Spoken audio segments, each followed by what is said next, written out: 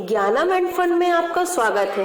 Video अंत तक देखेंगे तब आपको लाभ होगा। एनसीईआरटी की बुक लेकर आई हूँ और साइंस के क्वेश्चन है, पेपर में जरूर आएंगे। तो सबसे पहला क्वेश्चन है, शरीर की सबसे बड़ी ग्रंथि कौन है?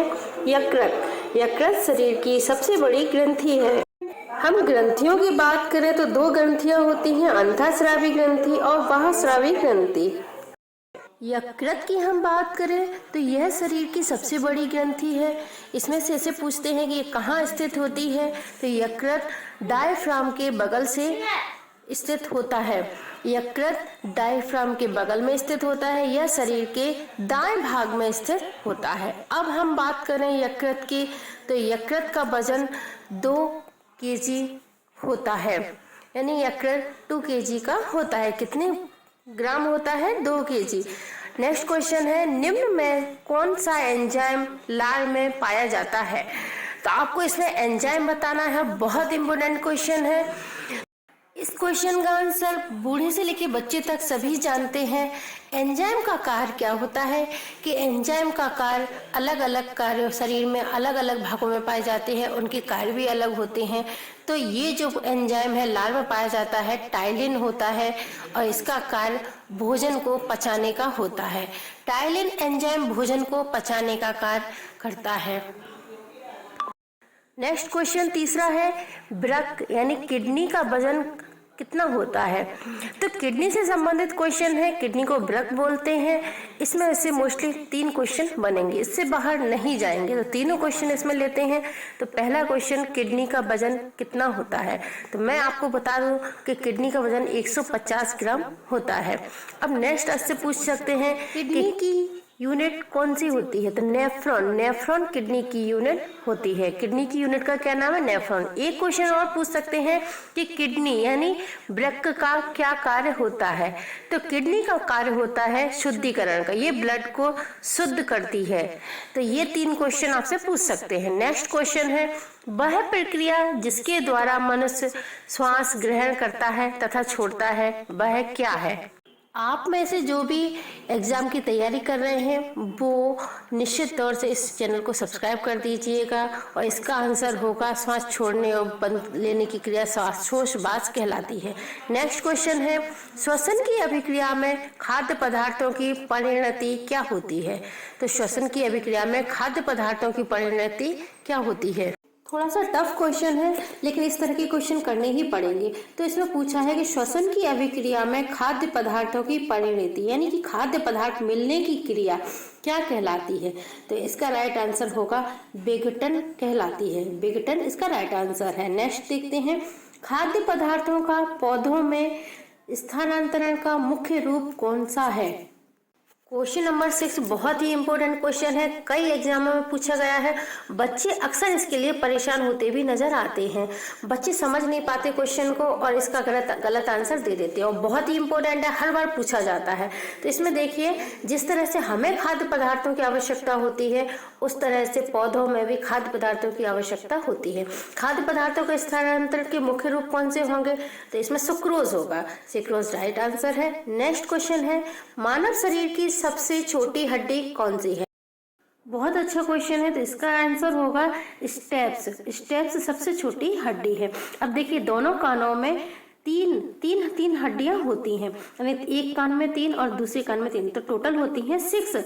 सबसे छोटी हड्डियां दोनों कान में मिला के 6 होंगी। नेक्स्ट क्वेश्चन देखिए, मनुष्य में ऐच्छिक गतियों का नियंत्रण किसके द्वारा होता है? तो ये बहुत ही इंपॉर्टेंट क्वेश्चन है। हमारे जो बहुत ही इम्पोर्टेंट पार्ट है ये ऐच्छिक गति, मतलब हमारे द्वारा जो नियंत्रित गतियां हैं वो किसके द्वारा नियंत्रित होती हैं? तो इसका राइट आंसर होगा सेरिब्रम। मनुष्य के ब्रेन में सेरिब्रम जो पाया जाता है वो ऐच्छिक गतियों का नियंत्रण करता है। बहुत ही इम्पोर्टेंट क्वेश्चन है ये। नेक्स्ट क्वेश्चन देख लेते हैं, एक स्वस्थ मनुष्य का दोनों ऑप्शन कर देते हैं तब भाई कंफ्यूजन पैदा हो जाता है। तो 120 और 80 वाला 120 80 होगा, ना कि 80 120। 120 80 राइट आंसर है। अब नेक्स्ट क्वेश्चन देखते हैं। क्वेश्चन नंबर 10 है, मनुष्य के मस्तिष्क की सबसे बाहरी झिल्ली है। तो ये क्वेश्चन बहुत ही इम्पोर्टेंट है। जैसे सेब और नाशपाती के बाहर एक झिल्ली पाई जाती है, जिसे छील के हम अलग कर देते हैं, ऐसे मनुष्य के मस्तिष्क में भी बाहर की तरफ एक झिल्ली पाई जाती है जिसे हम अलग कर सकते हैं।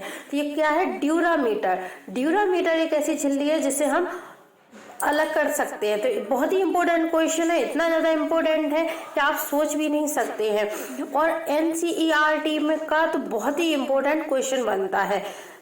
चलिए अगले क्वेश्चन की बात करते हैं कि मनुष्य के सूंघने की क्षमता को नियंत्रित करता है। तो मनुष्य की सूंघने की क्षमता होती है, ये सीधे मस्तिष्क से संबंधित होती है, जिसमें हम कहते हैं कि इसकी स्मेल अच्छी है, इसकी स्मेल अच्छी नहीं है। ये जो ज्ञान हमें होता है वो किसके द्वारा होता है? घ्राणेंद्रिय पाली, घ्राणेंद्रिय पाली द्वारा होता है, जिसका सीधा संबंध मस्तिष्क से होता है, और ये हमें सूंघने की क्षमता को बताता है। क्वेश्चन है कि जीव विज्ञान शब्द का प्रयोग सर्वप्रथम किसने किया? तो इसका आंसर आप दीजिए कमेंट में जरूर। तो जीव विज्ञान शब्द का सर्वप्रथम प्रयोग लेमार्क तथा टुवीरेनस ने किया था। लेमार्क तथा टुवीरेनस ने किया था जीव विज्ञान शब्द का सर्वप्रथम प्रयोग। नेक्स्ट क्वेश्चन देख लेते हैं। जीव विज्ञान के जनक के नाम से जाने जाते हैं, और जीव विज्ञान शब्द का प्रयोग सर्वप्रथम किसने किया? ये दोनों क्वेश्चन अलग है। जीव विज्ञान के जनक के नाम से तो अरस्तु जाने जाते हैं। कौन जाना जाता है बेटा? अरस्तु जाने जाते हैं। और जीव विज्ञान जनक का सबसे पहले प्रयोग किसने किया? तो नेक्स्ट क्वेश्चन बताया था कि लेमार्क एवं टुवीरेनस। पुष्पों का अध्ययन कहलाता है। अब पुष्पों का अध्ययन क्या कहलाता है? तो इसका राइट आंसर होगा, यहाँ पे पुष्पों की बात की गई है। जैसे ये पुष्पों का अध्ययन एंथोलॉजी कहलाता है। घास का पूछ लेते हैं कभी कभी, बहुत इंपॉर्टेंट है ये अध्ययन भी। तो घास का अध्ययन क्या कहलाता है? एगस्ट्रोलॉजी कहलाता है। फलों का पूछें, फलों का अध्ययन क्या कहलाता है? तो फलों का अध्ययन पोमोलॉजी कहलाता है।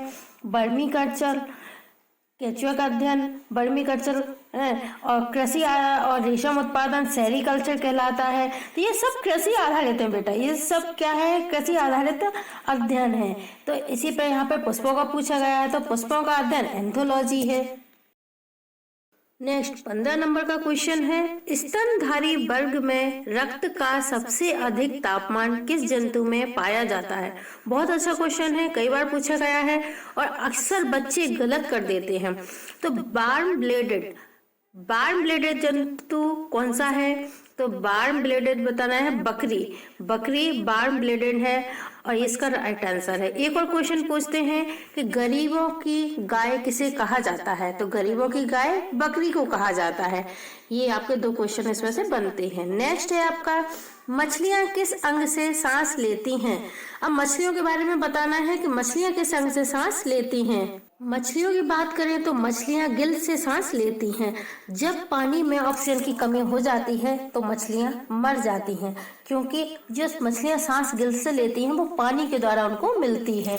नेक्स्ट क्वेश्चन है, रक्त किस प्रकार का ऊतक है? रक्त के बारे में बताएं तो इसका pH मान होता है 7.4 होता है रक्त का। तो हम जब रक्त की बात करते हैं तो इसका pH मान देखते हैं जो कि 7.4 है। और रक्त के बारे में बात करें तो यह एक तरल संयोजी ऊतक है।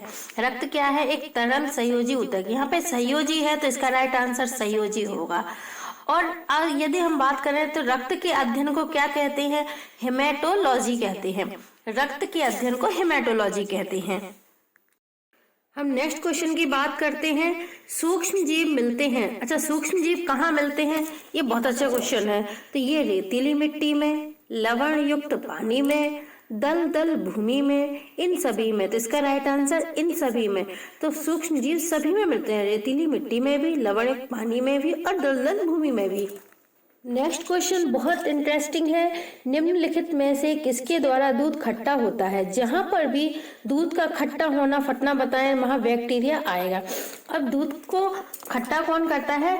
लैक्टोबैसिलस बैक्टीरिया करता है। यहाँ पर यह भी जान लीजिए कि बैक्टीरिया की खोज ल्यू वॉन हॉक ने और वायरस की खोज ई वॉन विस्की ने की थी। इस क्वेश्चन की बात करें तो बहुत अच्छा क्वेश्चन है। कुत्ते के काटने से जिस विषाणु के द्वारा घात रोग उत्पन्न होता है क्या कहलाता है? यानी कि कुत्ता जब काटता है तो विषाणु जनित जो रोग होता है, विषाणु के द्वारा रोग होता है, विषाणु जनित रोग होता है, वो रेबीज कहलाता है। रेबीज या हाइड्रोफोबिया। अब इसको हम बात करें, हाइड्रो का मतलब होता है पानी और फोबिया होता है डर। जब कुत्ता काट लेता है तो उसकी अंतिम स्टेज में जब वायरस फैल जाता है, तो विषाणु जब फैल जाता है तो उस व्यक्ति को पानी से डर लगने लगता है, इसलिए इसका नाम हो गया हाइड्रोफोबिया। अब हम बात करते हैं सार्स की। तो सार्स क्या है? सार्स एक रेस्पिरेटरी सिस्टम से जुड़ा एक रोग है।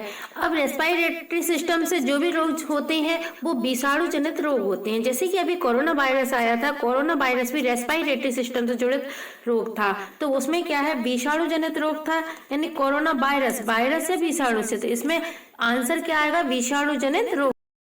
नेक्स्ट क्वेश्चन है, मानव की खोपड़ी में कितनी हड्डियां होती हैं और मनुष्य मानव की खोपड़ी में कितनी हड्डियां होती हैं? तो 8 होती हैं। बहुत ही इंपॉर्टेंट क्वेश्चन है, 22-23 क्वेश्चन बहुत इंपॉर्टेंट है, तो इसको तो देख ही लीजिए। मानव की खोपड़ी में 8 हड्डियां पाई जाती हैं। और नेक्स्ट हम बात करते हैं कि पसलियों की। तो मनुष्य शरीर में पसलियों की संख्या कितनी होती है? तो ये जो होती हैं वो 12 जोड़ी होती हैं। 12 जोड़ी पसलियां होती। खोपड़ी की बात करें तो 8 जोड़ी होती हैं हड्डियां, और पसलियों की बात करें तो ये 12 जोड़ी होती हैं।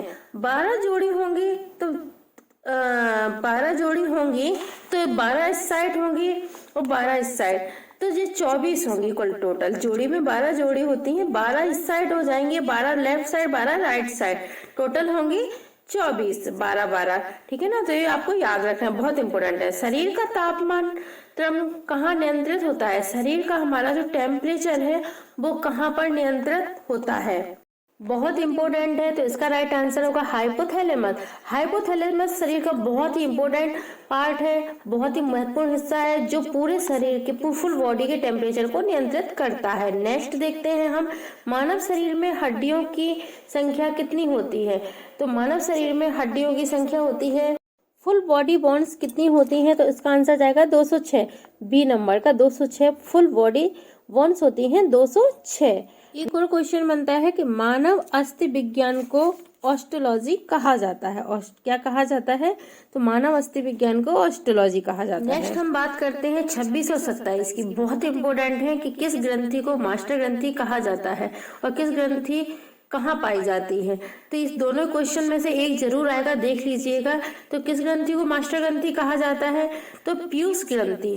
पीयूष ग्रंथि को मास्टर ग्रंथि कहा जाता है, जिसे पिट्यूटरी ग्लैंड भी कहते हैं। पिट्यूटरी ग्लैंड और पीयूष ग्रंथि एक ही है। तो अब एक क्वेश्चन और बनता है कि मानव शरीर में पिट्यूटरी ग्रंथि कहाँ पाई जाती है? तो ये मानव शरीर में पिट्यूटरी ग्रंथि मस्तिष्क में पाई जाती है। मस्तिष्क में पाई जाती है, मानव के ब्रेन में पाई जाती है, जिसे मास्टर ग्लैंड भी कहा जाता है।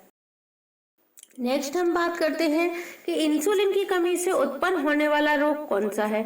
तो सभी जानते हैं, बहुत अच्छा क्वेश्चन है, डायबिटीज, मधुमेह, यानी इंसुलिन की जो कमी से रोग उत्पन्न होता है वो है डायबिटीज रोग। ये वाला बहुत इंपॉर्टेंट है। कौन पोषक पदार्थ शरीर को त्वरित ऊर्जा प्रदान करता है? मतलब इंस्टेंट एनर्जी कौन सा पदार्थ देता है? तो सभी जानते हैं कि इंस्टेंट एनर्जी हमारे शरीर को कार्बोहाइड्रेट देता है। ऐसा कार्बोहाइड्रेट ही है जो शरीर को इंस्टेंट त्वरित ऊर्जा प्रदान करता है। नेक्स्ट क्वेश्चन, शरीर में गैसों का विनिमय यानी कि गैस एक्सचेंज किस अंग में होता है? तो ये बहुत अच्छे क्वेश्चन है और एग्जाम में इन्हीं में से आएगा। मैं नहीं चाहती कि आप पर किसी भी प्रकार का कोई दबाव पड़े। बहुत फास्ट करवाए हैं और सारी चीज़ें समझाई गई हैं और आगे भी इसी तरह की वीडियो लेकर आऊँगी, लेकिन इसके लिए शर्त ये है कि आपको चैनल सब्सक्राइब करना पड़ेगा और अभी तक आपने लाइक नहीं किया है तो आप तुरंत इसको लाइक कर दीजिए, जिससे मैं अच्छे और भी वीडियो आपके लिए लेकर आऊँ और आपको निश्चित तौर से ये हेल्पफुल रहेगा और आपको इससे सहयोग भी मिलेगा। तो इसमें देखते हैं गैसों में आदान प्रदान किसके द्वारा होता है? फेफड़ों के द्वारा होता है। सब्सक्राइब जरूर कर दीजिए, जिससे और भी वीडियो लेकर आऊं। धन्यवाद।